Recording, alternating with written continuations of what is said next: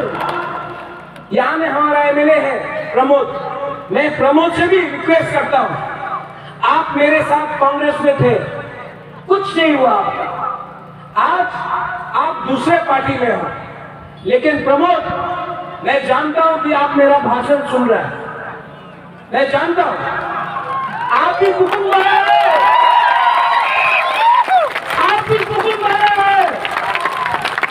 ये एमएलए 3, 4, 5 महीने के बाद खत्म हो जाएगा।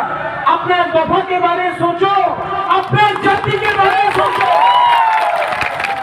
मुबारक के पास आओ, लम सुनो, आप भी तिपरासा है, हम लोग सब तिपरासा है, एक होकर ग्रेटर तिपरालैंड के लिए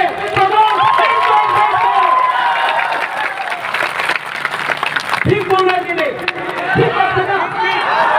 ठीक हो सका, इसके लिए हम बोल रहे हैं, पूरा जाति पूरा पार्टी, पूरा जाति पूरा पार्टी, और ये पार्टी मुसलमान के खिलाफ नहीं है। ধন্যবাদ।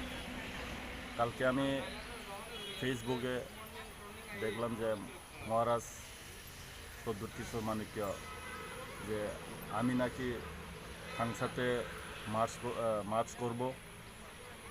আমি আজ পর্যন্ত আমি চিন্তা করিনি যে বা ভাবলাম না যে আমি যে ত্রিপুরা মথাতে জয়েন করব বা সংসদে জয়েন করব। আমি বিজেপি টিকিট নিয়ে মানুষ আমাকে 5 বছরের জন্য ভোট দিয়েছে, 5 বছর উন্নয়ন করার জন্য আমাকে ভোট দিয়েছে।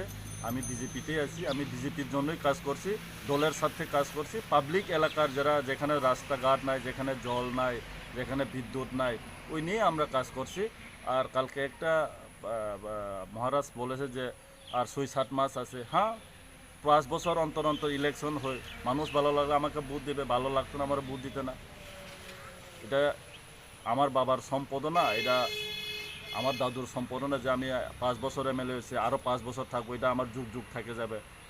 তো আমি এটাই বলতে চাই যে কালকে বললো যে 7 মাসের পরে আমিও চলে যাবে, অসুবিধা নাই। মানুষ আমার 5 বছর ভোট দিয়েছে, 5 বছর আমি কাজ করেছি। যদি আমার কাজ কর্মে ভালো না হয় বা আমি ডেভেলপমেন্ট করতে পারতাম তাহলে পাবলিক যাবে, এটা নিশ্চয়ই। গত 25 বছর সিপিএম কাজ করতে পারিনি বলেই আজকে মানুষ বিজেপিকে ভোট দিয়েছে। তো আমরা যদি কাজ করতে না পারে বা আমরাও যদি ডেভেলপমেন্ট দেখাতে না পারলে স্বাভাবিক এটা 5 বছরের পরে সবাই যাবে। তো আমি গেলে যে গ্রেটার ত্রিপুরাল্যান্ড পাবে বা আমি গেলে গ্রেটার ত্রিপুরাল্যান্ড পাবে ওইটাই কথা না। আমি বিজেপিতেই আছি, আমি বিজেপিতেই থাকবো। বিজেপি আমাকে প্ল্যাটফর্ম দিয়েছে, আজকে বিজেপি হয়ে আমাকে লড়াই করে আজকে আমি এই জায়গাতে বিজেপি নিয়ে আমি বিজেপির এমএলএ হব। আজকে 11 মাস হয়ে গেল এডিসি এলাকাতে না পানীয় জল আছে, এডিসি তরফ থেকে না একটা কল তিনি লাগিয়ে দিতে পারো বা একটা রাস্তা হেরা দিতে পারলো। যা করেছি তো আমরা বিজেপি আসবার পর এখন যে এলাকাতে জল নাই, আমরা অনেক জায়গাতে হাইরিক আমরা বসেছি, স্মল ডিপ টুয়েলগুলো আমরা বসেছি। আমরা টার্গেট আসছিল আমাদের অনারেবল সবার প্রিয় মুখ্যমন্ত্রী, আমাদের প্রধানমন্ত্রী, তাদের টার্গেট ছিল যা 2022-23-এর মধ্যে সবাই বাড়িতে বাড়িতে নলে জল দেওয়ার এবং বিদ্যুৎ এবং রাস্তাগুলো দেওয়ার জন্য আমরা টার্গেট নিয়েছে। এই টার্গেটে আমরা থাকবো যে ডেভেলপমেন্ট আমরা বিজেপি করেছি, আমরা আগামী দিনও করব, এখন আমরা করেছি। তো ডেভেলপমেন্ট করার জন্য আমরা সংসদে যেতে লাগে না।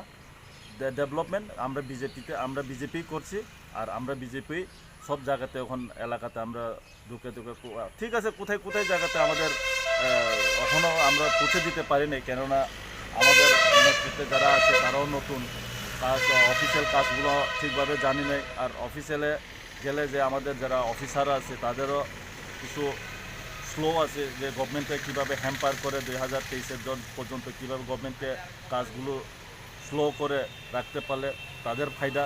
তো ওই নিয়ে আমাদেরও কিছু জায়গাতে আমাদেরও কাজ স্লো চলে। আমি একবারও কই না যে বিজেপিতে একদম খুব স্পিড কাজ হচ্ছে। অনেক যারা এক্সপার্ট মানে যারা কিছু অভিজ্ঞতা আমাদের কর্মীর মধ্যে ওই এলাকাতে কাজ হয়েছে। আর অনেক জায়গাতে যে কিছু জায়গাতে এসে এখন আমরা কাজ স্লো আছে, এটা না যে একদম উন্নতি হয়নি, আমরা চলছে আর আমরা করব।